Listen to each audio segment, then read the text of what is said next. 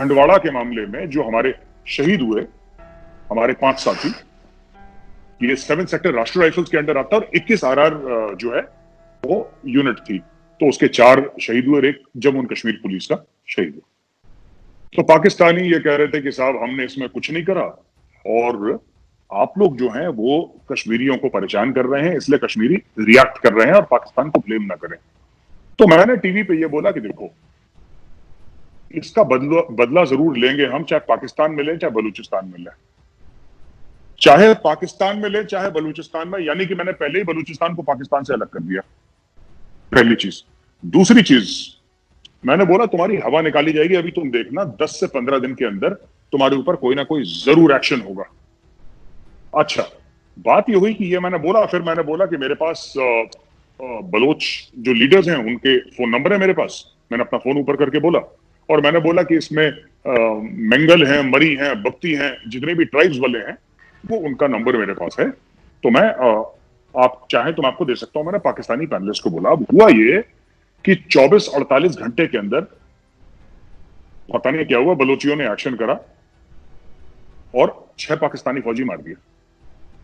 Right, अब जो 6 पाकिस्तानी फौजी मारे, अब पाकिस्तान को बहाना मिल गया कि ये जो मेजर है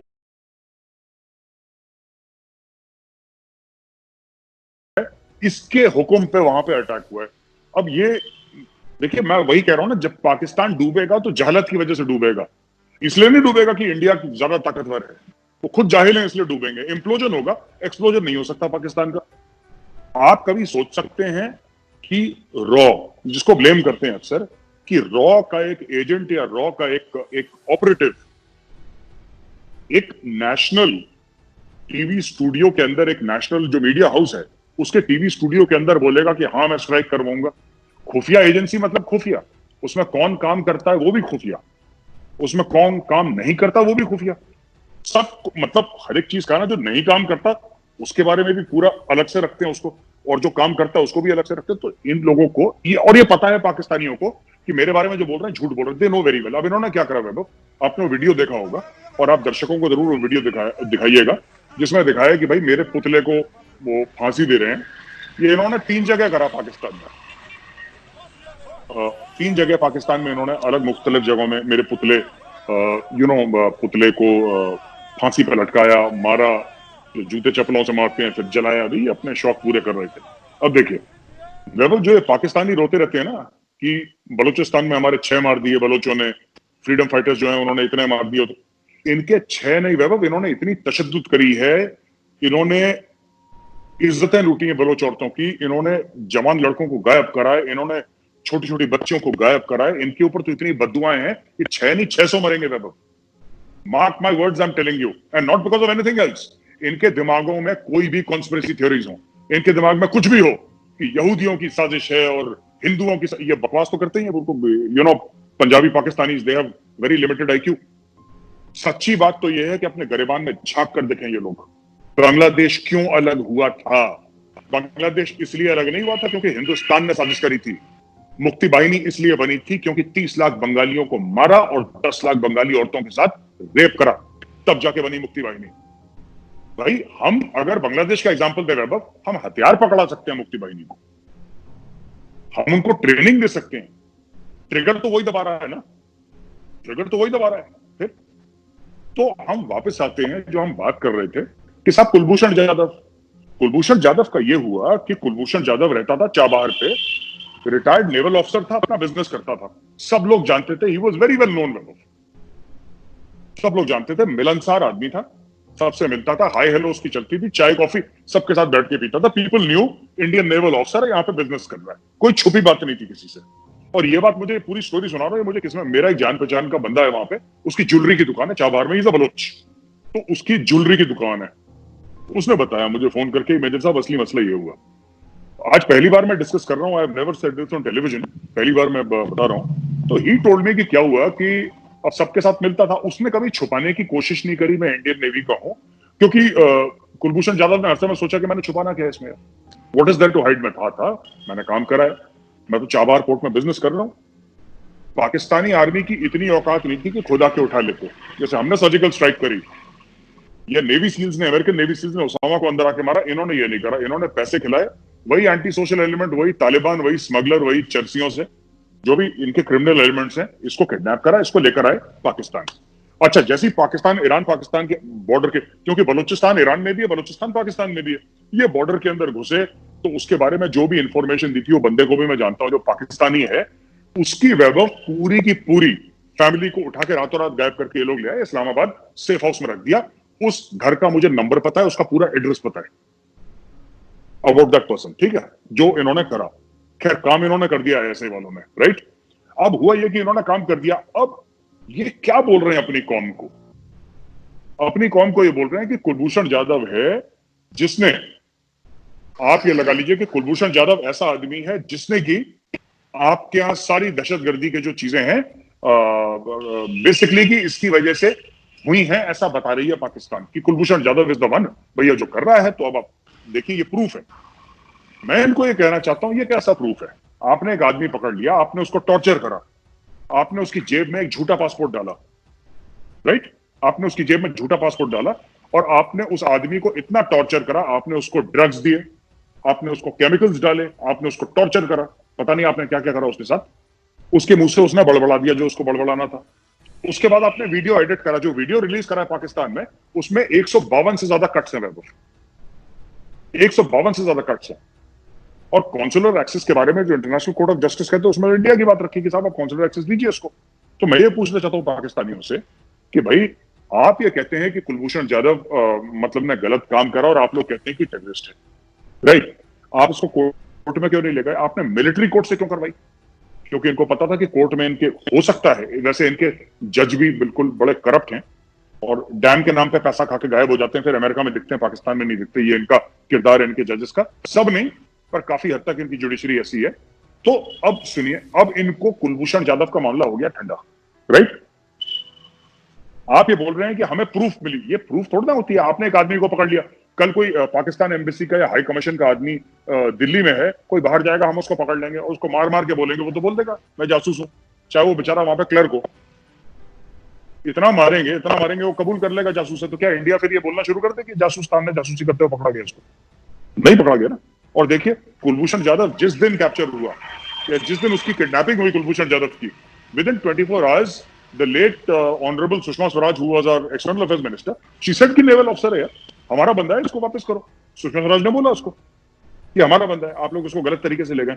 अगर वो रॉ का एजेंट होता तो क्या एक्सटर्नल अफेयर्स मिनिस्टर खुद बयान देती? इंटेलिजेंस एजेंसी में ही होता ना, अगर पकड़े गए तो फिर लोग हाथ धो बैठते हैं, साहब हमें आपसे कोई लेना देना नहीं है, जाइए आप। ऐसा नहीं हुआ।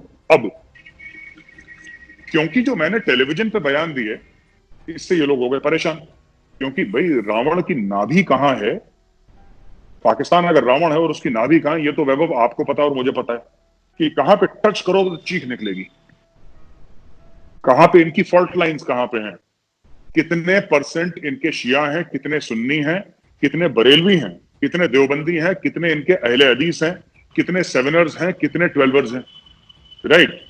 जो कुरान खानी होती है कमर जावेद बाजवा के घर में, जो इनका आर्मी चीफ है, उसमें कौन कौन से बरेलवी मौलवी आते हैं, कितनी फ्रीक्वेंटली होती है, कहां पे होती है, this we all know, and for a matter of record we know this. अब मुझे एक बात बताइए, इनको कुछ पता नहीं लगा कि क्या करना है कुलभूषण का? क्योंकि अगर ये इंटरनेशनल कोर्ट ऑफ जस्टिस में पेश करते हैं कुलभूषण को, इनके लात पड़ेगी वहां से, और इनको बोला जाएगा कि ये कैसा, ये कोई बंदा, कोई सबूत, इकबालिया बयान कोई सबूत नहीं है। इकबालिया बयान किसी का कि हाँ साहब मैंने, अगर मैं उठा के बोल दूं कि मैं गौरव आर्या हूं और मैंने एक आदमी का घर तोड़ा है, that is not sufficient, you have to provide proof. उसमें साहब विटनेसेस होंगे, आपके 4-5 विटनेसेस होंगे, विटनेसेस का आपका इंटरोगेशन होगा, क्रॉस क्वेश्चनिंग होगी विटनेसेस की, आप फोटोग्राफ्स देंगे, आप वीडियोस देंगे। एक जाली पासपोर्ट बेचारी की जेब में डाला, अब वो तो मामला इनका बैठ गया ना। Now they can't do anything about Kulbhushan Jadhav. तो जब मैंने रिपब्लिक टीवी की डिबेट पे, अर्नब की डिबेट पे ये बातें बोली, तब इनको लगा कि हाँ साहब अब दूसरी चीज हम शुरू कर सकते हैं, तो ये एक्टिव हो गए। तो इन्होंने बोला ये मेजर गौरव आर्या है और ये करवा रहा है जो भी करवा रहा है बलूचिस्तान में भैया। फिर इन्होंने आईएसपीआर ने अपनी वेल ऑयल्ड मशीनरी से चाबी घुमाई। तो सबसे पहले अपने the great Chaudhry Fawad, the one and only, भैया वो उससे बड़ा कोई आदमी नहीं है पाकिस्तान में, चौधरी फवाद ने ट्वीट करा फिर उसके बाद, ठीक है, आपके वो जो बलोच है, क्या नाम है उसका, हामिद मीर, मुफ्ती, वो नहीं, हामिद मीर ने बाद में करा, पहले वो सरफराज करा, मुफ्ती, सरफराज मुफ्ती ने, जो सेनेटर है सरफराज मुफ्ती, उसने करा। फिर हामिद मीर पता नहीं कैसे इसकी चुंगल में आ गए। खैर, हामिद मीर ने भी बोला कि भाई गौरव आर्या की यूनाइटेड नेशंस में कंप्लेंट करो। तो इनके मीडिया पे 3 दिन और 3 रात इन्होंने भर भर के मेजर गौरव आर्या चलाया, फालतू में, अननेसेसरी, राइट। प्रिंट मीडिया में, ट्रिब्यून में मेरी स्टोरी छप गई कि साहब ये मेजर ने ये करा है और मेजर तो ये करता है, वो करता है, दुनिया भर की चीजें। इनको ये कभी, अच्छा, ये पाकिस्तानी कौम को अगर बोलेंगे ना, आप वो वीडियो देखिएगा जिसमें मुझे मेरे पुतले को फांसी लगा रहे हैं, पाकिस्तानी कौम भरोसा भी कर लेती है। पढ़े लिखे नहीं है ना, पढ़े लिखे नहीं है। अगर आप बोलो कि जी जो दूध है वो गाय से नहीं आता, आसमान से आता है, तो कटोरे लेके बाहर चले जाएंगे दूध कलेक्ट करने के लिए, because that is the level of their intelligence of that. कुछ हैं जो बड़े ब्राइट हैं पाकिस्तान में, 99.9% जाहिल हैं, उनको पढ़ाई लिखाई कभी करी नहीं, और उसमें से भी जो पढ़े लिखे हैं maximum of them are from madrasas, तो उनको कुछ नहीं पता। तो उनको आप बस टारगेट दिखा दीजिए। विक्टिम कार्ड बहुत चलता है भाई पाकिस्तान में, आप बेचारे हैं, पहली चीज। ये सबसे बड़ा, आपको पाकिस्तानी को अगर कोई चीज बतानी है, ब्लाइंडली फॉलो करे, पहले तो आपको ये बताना है कि आप बेचारे हैं। दूसरी चीज, हिंदू और यहूदी ने आपके खिलाफ साजिश करी है, ये दूसरी चीज आपको पाकिस्तानी को बतानी पड़ेगी कि हिंदू और यहूदी ने आपके खिलाफ साजिश करी है। और तीसरी चीज, हिंदुस्तान आपको मार देना चाहता है, पाकिस्तान को कभी कबूल नहीं करा, आपको हिंदुस्तानी खा जाएगा, आपको निगल जाएगा, इस्लाम खतरे में है, और चलो जिहाद करते हैं। 4-5 चूरन आपने खिलाए, वो पाकिस्तानी आप कुछ भी बोले उसको मानने को तैयार है, फिर वो अपना दिमाग इस्तेमाल नहीं करता कि मुझे किस तरीके से इसमें अपना दिमाग लगाना है, किस तरीके से मुझे इसको चीजें एनालाइज करनी है, क्योंकि कभी लगाया नहीं दिमाग। जो फौजी जर्नल ने बोला, वो बोला कि यही खुदा का फरमान है, वही उधर ही सजदा कर दिया। So this is the complete story, this is the complete frame up. इनको कुछ नहीं मिल रहा तो मेरे पल्ले झाड़ दिया, मुझे कोई फर्क नहीं पड़ता, वैभव, ये आ जाए, इनके बाप आ जाए, मुझे कुछ फर्क नहीं पड़ता। क्या कर लेंगे मेरा? यूएस में एफआईआर कर देंगे, साउथ अफ्रीका में एफआईआर कर देंगे, दुबई में कर देंगे, कर दो, कर दो। मेरे मुल्क में सब कुछ है, मुझे कहीं जाने की जरूरत नहीं है, और इंडिया में इनका बाप कुछ नहीं कर सकता। और ये मुझे डरा रहे हैं, मैं वैसे यूपी में रहता हूं, क्या कर लेंगे आप मेरा? आप बिगाड़ क्या लेंगे मेरा यार? यहाँ पे सभी बकैत है ना पूरे, फिर आप क्या बिगाड़ लेंगे? आप कहते हैं जहाज जो करना, पुतला जलाना जलाओ यार, मुझसे पैसे लेके फिर जलाओ पुतला, क्या फर्क पड़ता है? सर सेकंड क्वेश्चन जो मेरा होगा कि पाकिस्तान में अगर हम देखें तो इसके पीछे एक प्लानिंग दिख रही है मुझे कि कहीं ना कहीं जो पाकिस्तान की जो जनता है, पाकिस्तान की जो आवाम है, उसको सर अपना जो बलूचिस्तान में जो फेलियर है उसको छुपाने के लिए की तरफ पाकिस्तान आर्मी का अगर हम ट्रैक रिकॉर्ड देखें सर, इंडिया में इंडियन आर्मी ने नॉर्थ ईस्ट में कम से कम 2-3 इंसर्जेंसीज खत्म कर दी, पंजाब की इंसर्जेंसी इंडियन आर्मी ने खत्म कर दी, कश्मीर की इंसर्जेंसी जो है उसको अभी जुम्मा 25-30 साल हुए हैं, और वो भी खत्म हो जाएगी। हुई थी, वो जहां से शुरू हुई थी और जहां पहुंच गई है उसमें सर जमीन आसमान का अंतर है। जेकेएलएफ में सर कभी 15-15 हजार फाइटर्स हुआ करते थे, टेररिस्ट हुआ करते थे, आज की डेट में उनके पास 100 नहीं है। लेकिन सर बलूचिस्तान में हम देखें तो 1948 से चल रही है वो इंसर्जेंसी, और 1948 से लेकर के आज तक इनसे कंट्रोल नहीं हो रही है। आज भी इनके फौजी मर रहे हैं और टाइम के साथ वो ज्यादा ही डिस्टेबलाइज होता जा रहा है, कंट्रोल नहीं हो रहा है, कम नहीं हो रहा है। तो सर कहीं ना कहीं सर ये पाकिस्तान आर्मी अपना फेलियर छुपाने के लिए सर कोई स्केपगोट ढूंढ रही है?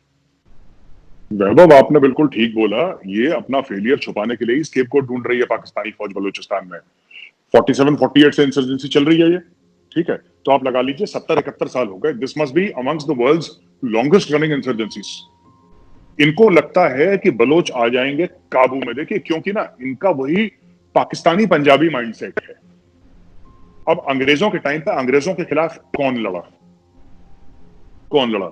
ये जितने भी बड़े बड़े थे, साहिबजादा और खानजादा जो अपनी टाइटल लिखते हैं, ये तो नहीं लड़े। इन लोगों ने अंग्रेजों की गुलामी करी, अंग्रेजों के तलवे चाटे, तो अंग्रेजों ने इनको बड़ा बना दिया। बड़े बड़े जो इनके वडेरे हैं, बड़े बड़े इनके जमींदार हैं पंजाब और सिंध में, ये थोड़ा लड़े थे। खासतौर से पंजाबी, जो पंजाबी इनके जो अभी अशराफिया है, जो बड़े अपने आप को मोहिबुल वतन कहते हैं, जिनकी वजह से एक्चुअली ईस्ट पाकिस्तान बांग्लादेश बना, इनके जिसको सिख एटीट्यूड की वजह से बना, ये लोग, ये थे मुंशी, मैं बताता हूं, ठीक है, ये थे पुलिस में, ये थे ब्यूरोक्रेसी में, ये थे लीगल प्रोफेशन में। इनको अंग्रेजों के तलवे चाटने का इनाम मिला था। अंग्रेजों से लड़ा कौन? अंग्रेजों से लड़े बलूच। अंग्रेजों से लड़ा कौन? अंग्रेजों से लड़े पश्तून। यही लड़े, इसलिए बलूच बिल्कुल गर्क में, क्योंकि देखिए 47 में तो चले गए ना। 14 अगस्त 1947 Pakistan became independent, it became a new country, right. और क्या हुआ कि अंग्रेज चले गए वापस। अब अंग्रेज चले गए वापस तो किसको छोड़कर गए अंग्रेज वापस वहां पे इंचार्ज? वही लोग जो अंग्रेज के पिट्ठू थे, जो अंग्रेज के चमचे थे, जो अंग्रेज के जिसको कहते हैं स्लेव थे, जिनको अंग्रेजों ने, अब इनसे पूछिए, जितने भी वडेरे हैं बड़े बड़े, खासतौर से पंजाब में ना, मोटे पेट वाले मूंछों वाले, तो चौधरी साहब, कितनी जमीन है जी? 500 एकड़ जमीन है। इनसे पूछना अपना फैमिली ट्री बताओ जरा बेटा, तुम्हारे दादा से पहले किसके पास जमीन थी? ये किसी के पास जमीन नहीं थी।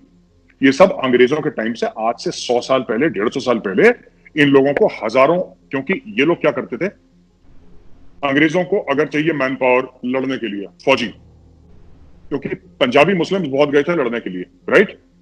These people were the suppliers to the English. ये लोगों को बरगला के लड़कों को भेजना कि तुम जाके अंग्रेजों के लिए लड़ो, ठीक है।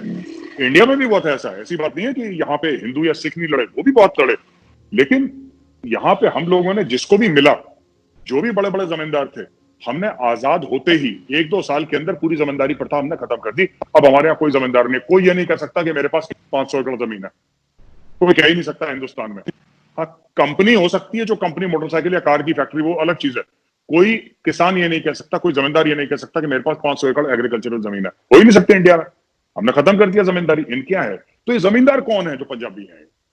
ये वही हैं जिन्होंने धोखा दिया, जिन्होंने मुखबरी करी, जिनकी वजह से बलूच टांगे गए पेड़ों से, फांसियां हो गई बलूचों को और पश्तूनों को। ये वही पाकिस्तानी पंजाबी थे जिन्होंने धोखा दिया था। और उस धोखा देने के एवज में इनको ये वडेरा फलाना, चौधरी फलाना, ये इनके बाप दादों की सच्चाइयां हैं। दीज पीपल, इनको अगर आप देखें तो सारे फ्रीडम फाइटर जो हैं, जो अब खिता पाकिस्तान का है, जिसको हम अब पाकिस्तान कहते हैं, अगर वहां से फ्रीडम फाइटर देखिए तो आपने बादशाह खान का नाम सुना है?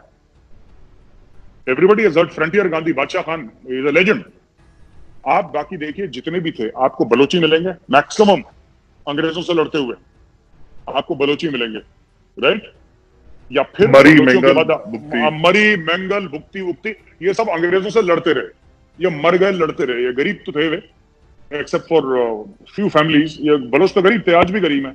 बलोच लड़े, कई हजारों बलोचों के सर कट गए। ये अंग्रेजों से लड़ते रहे, तोप से उड़ा दिया उनको, पेड़ से टंगा दिया। ये बलोचों का इतिहास है। मैं, you people can go and read it. अगर सोच रहे हैं कि मैं खुद मन से बना रहा हूं, खुद पढ़ लें। आप बताएं कितने थे जो पाकिस्तान में, जो इस वक्त पंजाबी मुस्लिम्स हैं पाकिस्तानी, उनमें से कितने लड़े देश के फ्रीडम के लिए? कोई नहीं लड़ा। ये सब अंग्रेजों की चाकरी करने से इनको फुर्सत नहीं थी। और अंग्रेज गए, इनको तिजोरी की चाबी पकड़ा के चले गए। ये आज भी सभी जाके वहां पे सेटल होते हैं।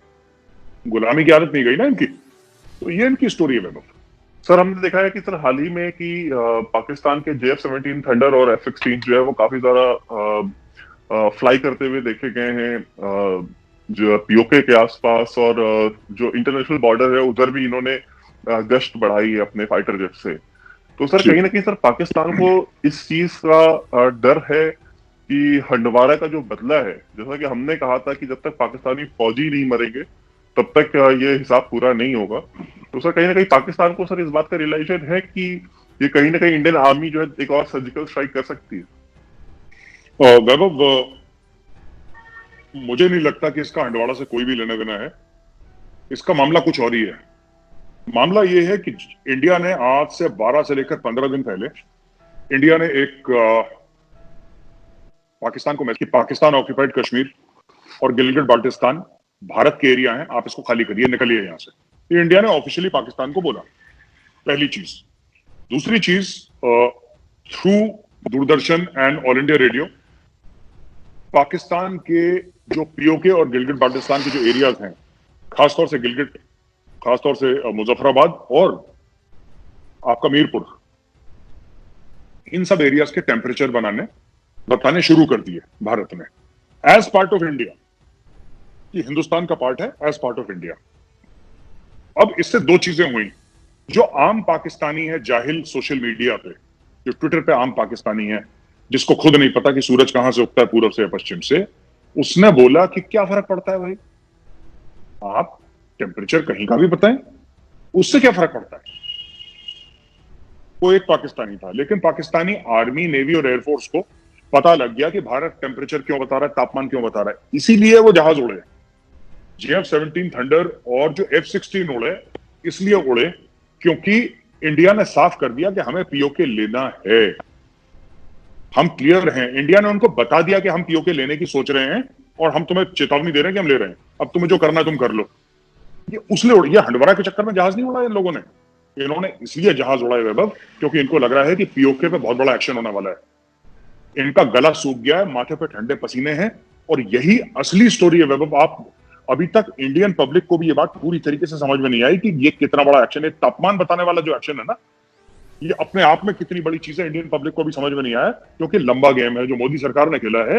ये भैया बहुत लंबा गेम है, और ये गेम जो है, इसका बाद में पता लगेगा कि इसके असरात क्या हैं। हम लोगों ने 1970 1971 में ढाका का भी हमने तापमान बताया था, तो हम तापमान बता देते हैं कहीं जाने से पहले, सब लोगों को बता देते हैं भाई जा रहे हैं यहाँ पे टेम्परेचर ये है, जिसको स्वेटर पहननी है पहन लो, जिसको कमीज पहननी है पहन लो, तुम्हारी मर्जी।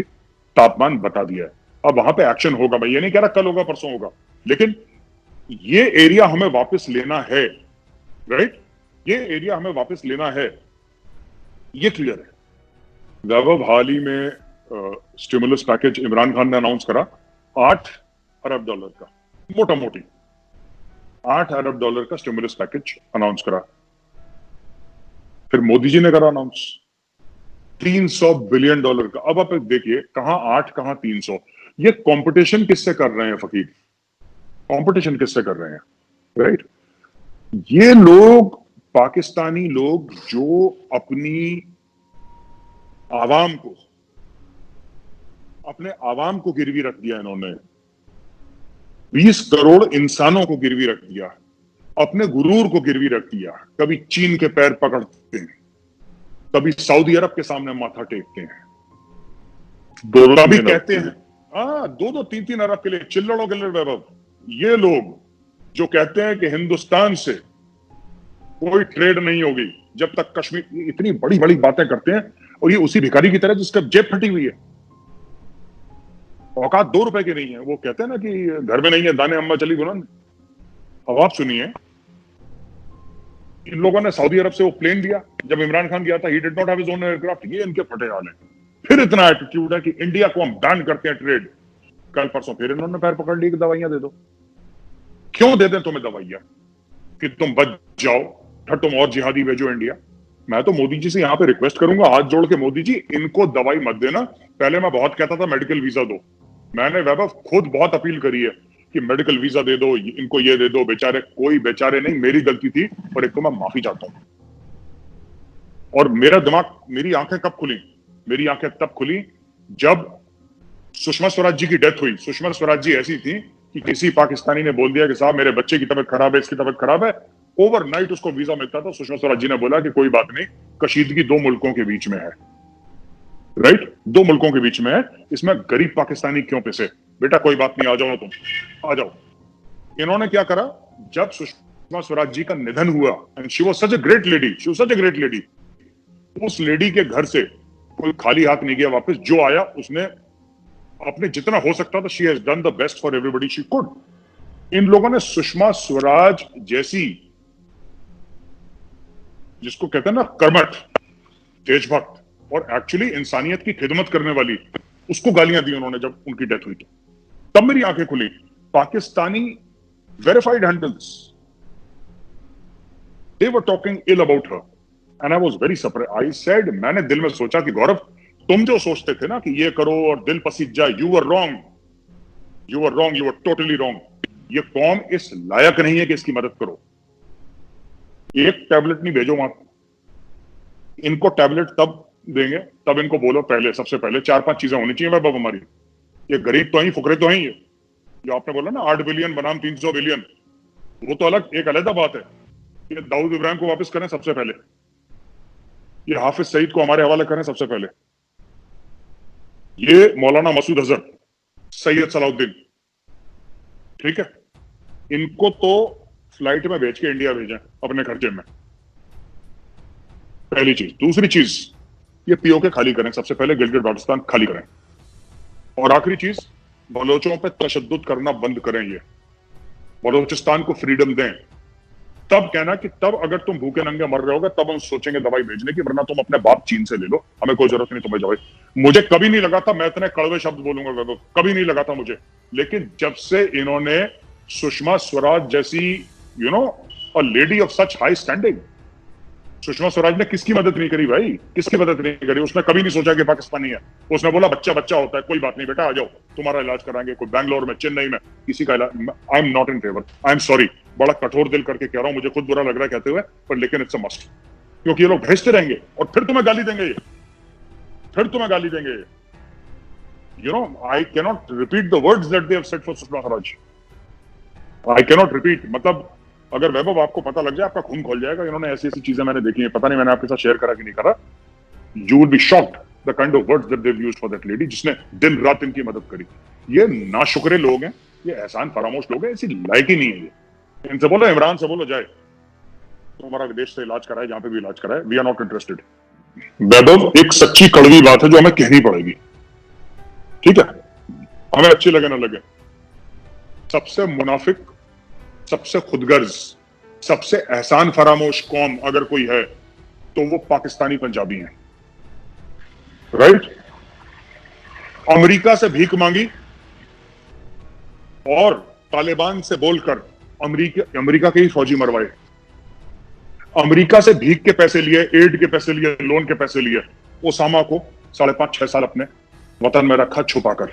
जिस आदमी ने अमेरिका में जाके 3,000 लोग मारे थे, फेमस 9/11 अटैक्स और अदर इनफेमस 9/11 अटैक्स, राइट। ये चीनियों से पैसे लेते हैं वैभव, राइट। चीनियों से पैसे लेके इन्होंने जो उइगर मुसलमान है शिनजियांग में, उनके साथ गद्दारी करी, जो खुद के मुसलमान है। ये सऊदी को गाली देते हैं टीवी पे बैठ के कि सऊदी ऐसा है, अरब वैसा है। अरे जो तुम्हारे यहां मस्जिद बने हैं, तुम्हारे यहां जो गद्दाफी स्टेडियम बना है, जिसकी तुम बड़े क्रिकेट मैच गद्दाफी स्टेडियम में करते हो, जो तुम्हारी बड़ी बड़ी, ये पैसा कहां से आया?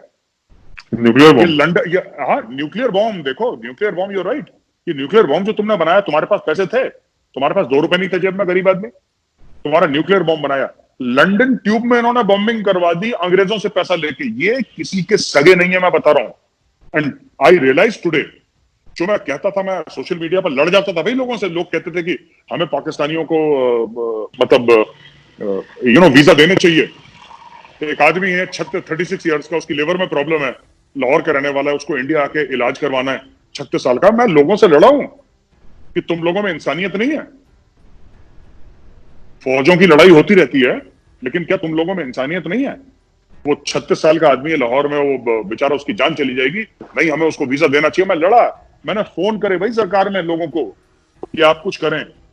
मैंने बोला फौजों की लड़ाई, इंडियन आर्मी पाकिस्तान की लड़ाई अलग चीज है, आम सिविलियन को नहीं। देन आई रियलाइज्ड, हम लोग ऐसा सोचते हैं, वो लोग ऐसा नहीं सोचते। वो अपनी फौज के पीछे खड़े हैं। यहां पे उनके लिए हम काफिर ही है। आप वाजिबुल कत्ल हैं, आप मारे जाएंगे। गजवाए हिंद एक रियलिटी है। एक और चीज मैं पूछता हूं, यहां पे वो कौन था जो इंडिया में आया था, वो लड़का पिक्चर बनाने के लिए, क्या नाम है उसका, पाकिस्तानी,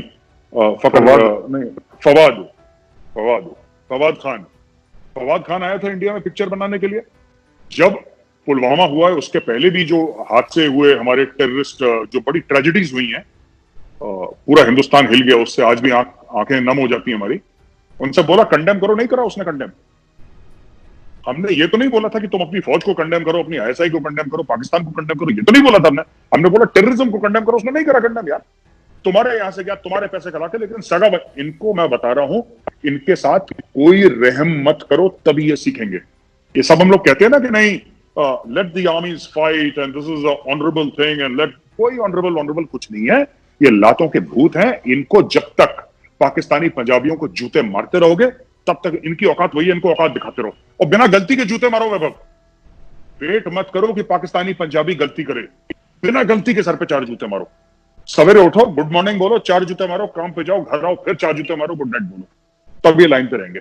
इनको कोई कुछ देने की जरूरत नहीं। हाँ, जो बलोच आए, पश्तून आए, मुहाजिर आए, सिंधी आए, सबको वीजा दो। जो जेन्यून केस है, नॉट कि एवरीबॉडी, बट जेन्यून केस जो भी है, और बलोचों को मैं तो कर रहा हूं सबको दे दो, सारे बलोचों को, कोई दिक्कत नहीं मेरी तरफ से। लेकिन पंजाबी पाकिस्तानी ये जहरीले सांप है, ये किसी के सगे नहीं है बाबू, किसी के सगे नहीं है। सर हमने ये भी देखा है कि हाल फिलहाल में कश्मीर पाकिस्तान के अंदर जो उनके जो अंदर के जो हालात हैं, कल मेरी एक दोस्त से बात हुई, पाकिस्तान में जर्नलिस्ट हैं, उन्होंने बताया कि फौज जो है वो तंग आ रही है इमरान खान से, बिकॉज हर एक काम फौज को ही करना पड़ रहा है, वो आदमी किसी काम का नहीं है। मतलब जिन फौजी सीनियर फौजी से उनकी बात हुई हमारे दोस्त की, उन्होंने बताया कि वो उनका जो एग्जैक्ट लफ्ज था कि ये आदमी, मतलब मैं वो वर्ड नहीं यूज करना चाहता, ये किसी काम का नहीं है। बीच में एक शब्द मैंने बोला नहीं, वो वैसे भी बीप कर देना होता। तो ये बोले कि डिप्लोमेसी हो, कहे कि मौलवियों तक को मैनेज करना मस्जिद के पाकिस्तान के, बोले उसके लिए भी इसको फौज चाहिए होती है, कि फौज से कि मतलब फौज करा के दे। इंडस्ट्री से बात करनी है तो बाजवा जाके बात करे, फला कोई काम कर कहीं लोकल लेवल पे कोई मैनेजमेंट करनी है तो कोर कमांडर करके दे। तो सर ये जो हम जो बात कहते थे कि ये शाम को 7 बजे इंजेक्शन लेकर के टाइट हो जाता है और ये कोई काम नहीं करता, तो सर आपको सर ये नहीं लगता है कि धीरे धीरे अब सर वो फौज के ही गले पड़ गया है?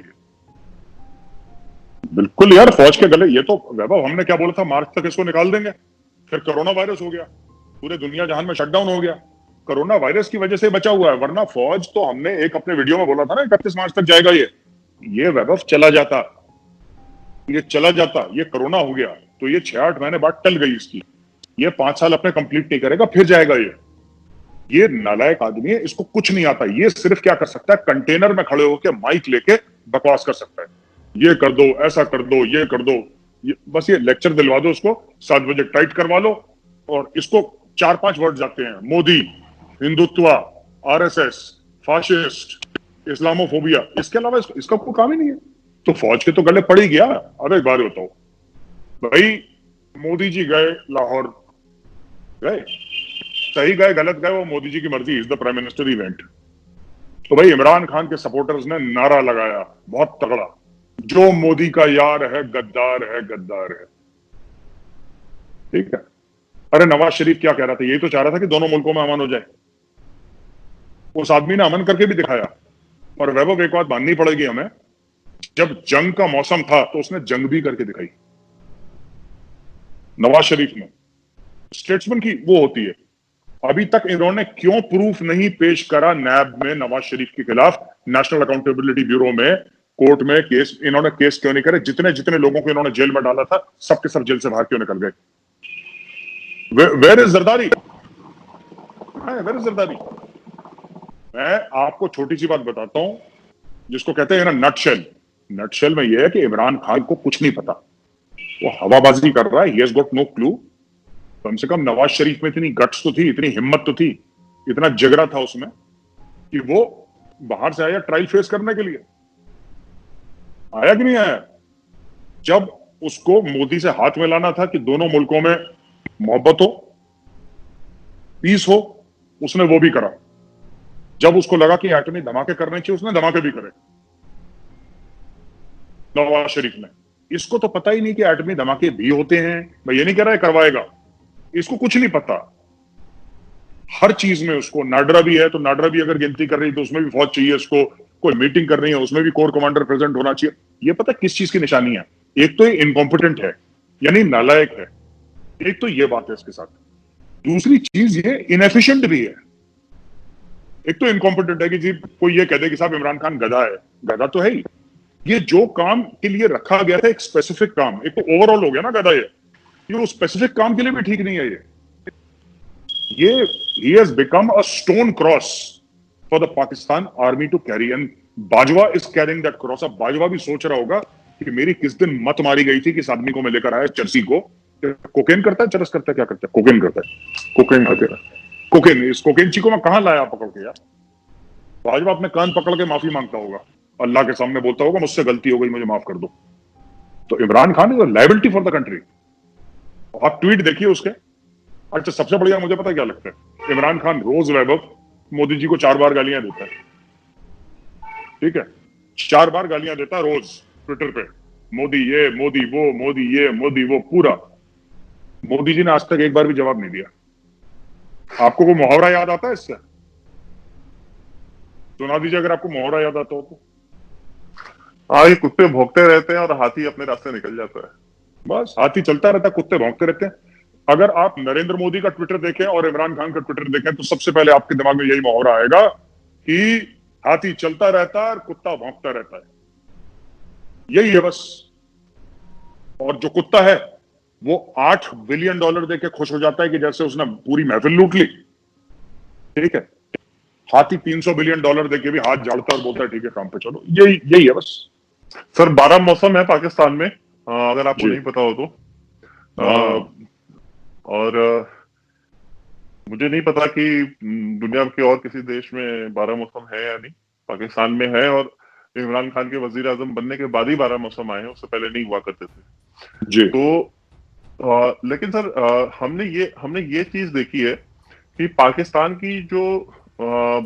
में जो बलूचिस्तान में जो मौसम है, मैं आपसे ये जानना चाहता हूँ कि वो मौसम सर कब तक ऐसा रहेगा, बिकॉज आप ही वहां सब कुछ करा रहे हैं।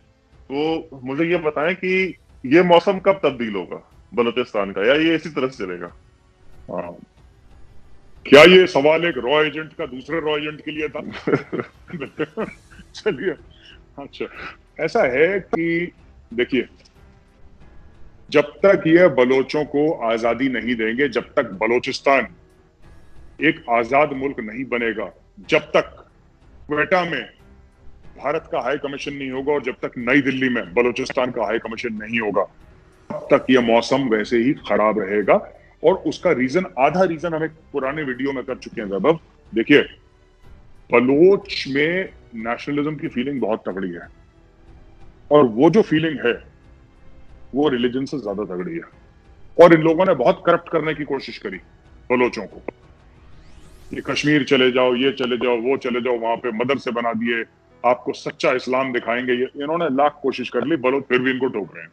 बलोचों में सिर्फ एक चीज नेगेटिव है कि उनकी पॉपुलेशन बहुत कम है, और जबकि they are almost 50% of Pakistan land mass, जो जमीनी एरिया पाकिस्तान का, उसमें 45% तकरीबन बलोचिस्तान है।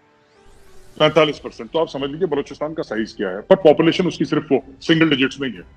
बलूचिस्तान की जो टोटल पॉपुलेशन है ओवरऑल, अगर पाकिस्तान से कंपेयर करें तो उसके अंदर, तो ये मौसम तो खराब रहेगा वैभव, जब तक ये बलूचिस्तान को एक आजाद मुल्क तस्लीम नहीं करता। पाकिस्तान अपनी फौजें, अपने जितने भी वहां पे पाकिस्तानी पंजाबी गुंडे हैं, उनको बाहर नहीं निकालता, और बलोचों को, उनके मुल्क को ये नहीं बोलता कि साहब ये आपका मुल्क है, गलती हो गई और पाकिस्तान को माफ करें, पाकिस्तान से गलती हो गई है, और खुद वापस लाहौर न चले जाएं। तब तक in the end Pakistan will be relegated to only Punjab.